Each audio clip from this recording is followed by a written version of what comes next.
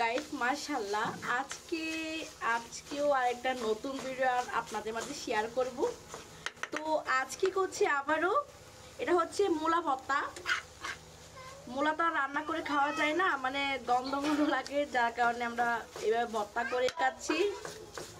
তো এখানে একটা ডিম দিয়েছি, পেঁয়াজ পাতা দিয়েছি, পেঁয়াজ কুচি দিয়েছি, ধনে পাতা দিয়েছি, লবণ, ডিম সব কিছু মিক্স করে একদম এইভাবে আমরা মূলা ভর্তা খাই। আর এইভাবে একবার খেয়ে দেখবেন, ভাতের সাথে কিছুই লাগবে না, জাস্ট এটা দিয়ে খেয়ে উঠবেন ভাত। তো প্রতিদিন ট্রাই করি একটা ভর্তা তৈরি করার চেষ্টা করি। ওই দিন কালকে বেগুন ভর্তা খেয়েছিলাম, এর আগের দিন শিম ভর্তা খেয়েছি, আজকে মূলা ভর্তা খাবো। আর সাথে তো অবশ্যই মাছ মাংস এসব তো থাকবেই। দুদিন হচ্ছে গরু মাংস ভুনা খেয়েছিলাম, আপনার মধ্যে শেয়ার করেছি। তো আজকেও খাবো গরুর মাংস ভুনা সুইজাল দিয়ে। আমরা সুইজাল দিয়ে কিন্তু সবসময় খাই, তো আপনাদের দেখাচ্ছি। আর সাথে কিন্তু আজকে অবশ্যই আমার হাজব্যান্ড আছে। তো গতকালকে গিয়েছিলাম সবাই মেরাজ উপলক্ষে, গতকালকে এর আগের দিন হাঁস রান্না করেছিলাম। আর আজকে হচ্ছে আপনার কি যেন গরুর মাংস।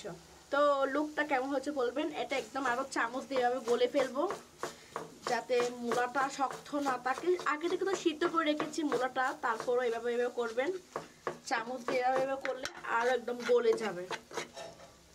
এই দেখুন, কত ইয়াম্মি লাগছে তাই না, মাশাআল্লাহ। এখানেও আজকে আলু দিয়ে সুইটাল দিয়ে গরুর মাংস করতে, যে সুইটাল গরুর মাংস রান্না করছি, এটা এখন পানি দিয়ে সিদ্ধ করতে দিয়েছি, কিছুক্ষণ পর বোনা বোনা করে ফেলবো।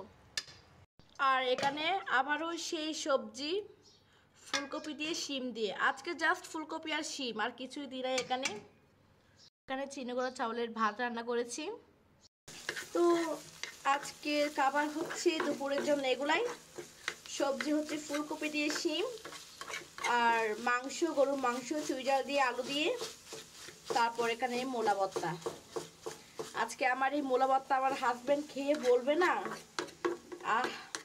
কেমন হয়েছে, রিভিউ দিতে হবে অবশ্যই ভালো হবে। তো এই যে ফাইনাল লুক। আমি ধনে পাতা অ্যাড করেছিলাম, তারপর একটু ফ্লেভারের জন্য দিচ্ছি, আগে থেকে দিয়েছিলাম। এই ধনে পাতাটা রান্নার শেষে দিলে কিন্তু ফ্লেভারটা অন্যরকম হয়, তার জন্য দিয়েছি।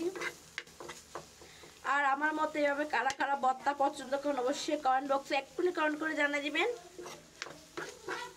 আর এইভাবে বাসায় বসে আমার এই রেসিপিটা থেকে খারাপ বাসায় খেয়েছেন, অবশ্যই আমার কমেন্ট করে জানাবেন যে কেমন হয়েছে খেতে, অবশ্যই বলবেন। আর আমার বোন দেখুন কি পাগলামি শুরু করতে, দেখুন এখন বর্ষাকাল, বৃষ্টি পড়তেছে। আসলে এই কুটিগুলো আমার রেইনকোটগুলো আনছে আমার মা সৌদে থেকে, 4 জন চারটা আনছে। এই ভিডিও কেমন লাগছে জাস্ট আপনাদের মধ্যে শেয়ার করি, কেউ কিন্তু আমার নেগেটিভলি নেবেন না। আর খাবার জিনিস সবাই অবশ্যই দেখে মাশাআল্লাহ বলবেন।